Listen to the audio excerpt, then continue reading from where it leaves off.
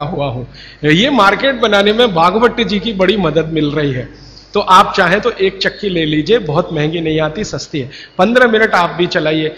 महिलाएं भी चला सकती हैं, पुरुष भी चला सकते हैं। इसमें ऐसा कुछ भेदभाव नहीं है कि पुरुष ना चलाएं महिला ही चलाएं।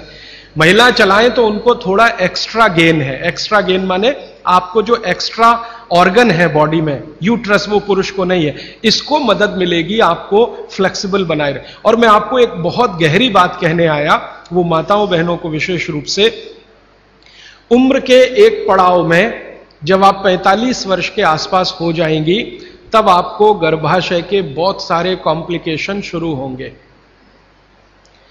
सबसे बड़ा कॉम्प्लिकेशन तो यहीं से शुरू होगा कि आपको मेनोपॉज पीरियड शुरू होगा, मेंसिस साइकिल आपकी बंद होगी, मेनोपॉज पीरियड शुरू होगा।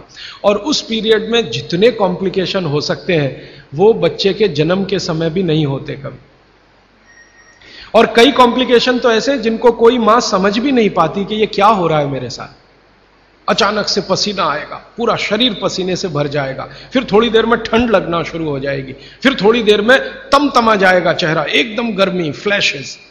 समझ में नहीं आता किसी मां को कि अभी थोड़ी देर पहले पसीना था, अभी इतनी गर्मी आ गई और अभी इतनी ठंडी लगने लगी। इतने वेरिएशन होते हैं, मिनट मिनट में वेरिएशन होते हैं। मन आपका इतना डिप्रेशन में चला जाएगा, इतना अवसाद में चला जाएगा कि दुनिया बिल्कुल बेकार है, इसमें क्या करना जिंदा रह के। ये डिप्रेशन, तनाव मन में होगा, अवसाद मन में होगा, और ऐसे ऐसे कॉम्प्लिकेशंस बनते जाएंगे। कारण उसका एक ही है कि कुछ हार्मोन्स आपके शरीर में बनना बंद हो जाएंगे, वो आपके लिए बहुत जरूरी है। अब हार्मोन्स बनेंगे ही नहीं तो फिर मुश्किलें ये सब आती हैं। तो भगवान की व्यवस्था ऐसी है, 45-50 साल की उम्र में हर मां को दूसरा जन्म लेना पड़ता है, ऐसा कहा जाता है। तो ये जो दूसरे जन्म की समस्याएं हैं, इनको जिंदगी में खत्म तो नहीं किया जा सकता, लेकिन भागवत जी कहते हैं कि इनको कंट्रोल करके रखा जा सकता है। अब मैं तीसरे सूत्र पे आ रहा हूं। तीसरा सूत्र विशेष रूप से माताओं बहनों के लिए वो कह रहे हैं कि माताओं और बहनों की मासिक धर्म बंद होने के बाद की जो अवस्था है, इसमें परमानेंट कोई क्योर नहीं है, क्योंकि जो हार्मोन बनना बंद हो गए वो तो हो ही गए, उनको बाहर से भी नहीं डाला जा सकता। लेकिन भागवत जी ये कहते हैं कि उसको कंट्रोल करके रखा जा सकता है। तो वो कहते हैं कि कंट्रोल करके रखने में मां के रसोई घर के जो उपकरण हैं, उपकरण, इंस्ट्रूमेंट्स, इनकी मदद आप ले सकते हैं। तो रसोई घर का उपकरण सबसे अच्छा मैंने कहा चक्की, इसकी मदद ले सकते हैं। और दूसरा एक उपकरण और है रसोई घर में, सिलबट्टा, मसाला पीसने वाला जो सिलबट्टा है ना, ये दूसरा बड़ा उपकरण। अगर आप, मैंने सिलबट्टा चला के देखा तो इस सिलबट्टे को चलाने में भी सबसे ज्यादा जोर पेट पे ही आता है। चक्की चलाने में भी सबसे ज्यादा जोर पेट पे आ रहा है। तो ऋषि मुनियों ने ये चक्की का आविष्कार जब किया होगा और सिलबट्टे का आविष्कार किया होगा तो किसी मां को ध्यान में रखकर ही किया होगा, ये पक्का है। अब नियमित रूप से आप सिलबट्टा चला रहे हैं और चक्की चला रहे हैं तो यूट्रस के आसपास की जो मांसपेशियां हैं वो हमेशा नरम और मुलायम रहने ही वाली हैं। तो आपकी जिंदगी के कॉम्प्लिकेशन 45 साल के बाद कम रहने ही वाले हैं। आप उनको दवा खा खा के कम करें तो दवाओं के साइड इफेक्ट्स हैं, ज्यादा दवाओं के साइड इफेक्ट है कि मोटापा बढ़ेगा।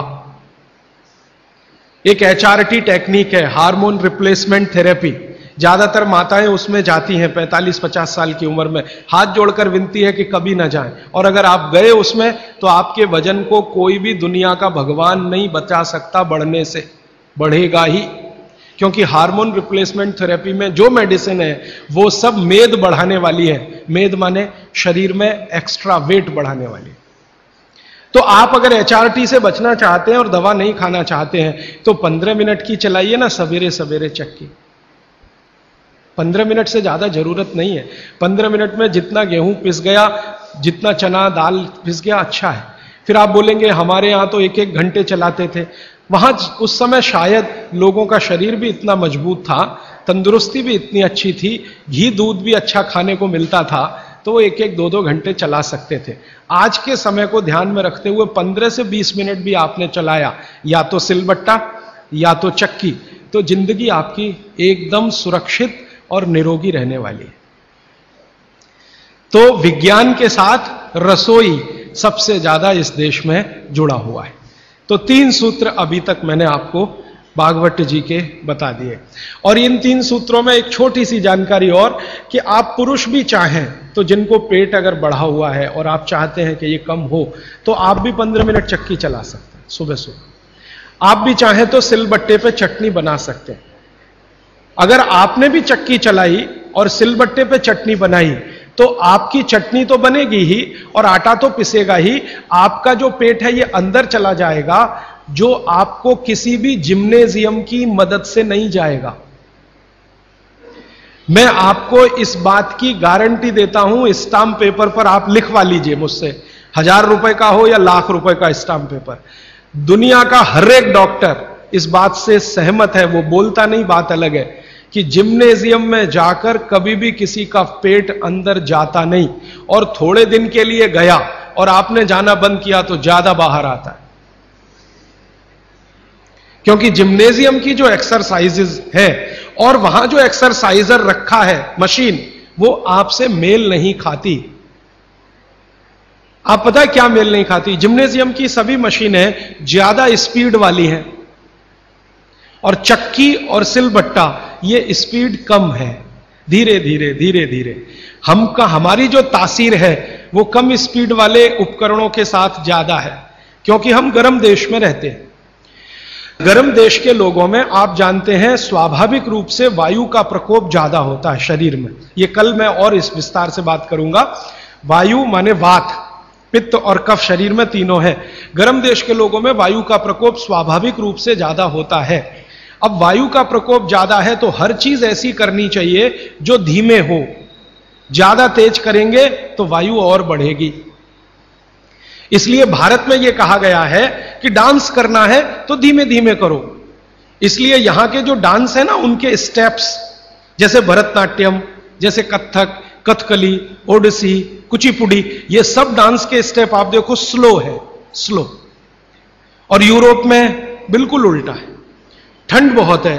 ज्यादा ठंड के देशों में क्या होगा कि वायु बिल्कुल उल्टी स्थिति में होती है, बहुत ही कम होती है शरीर में, और पित्त और कफ बहुत बढ़े हुए होते हैं। तो वायु बढ़ानी है उनको पित्त और कफ को समान रखने के लिए, तो हर चीज वो फास्ट करेंगे।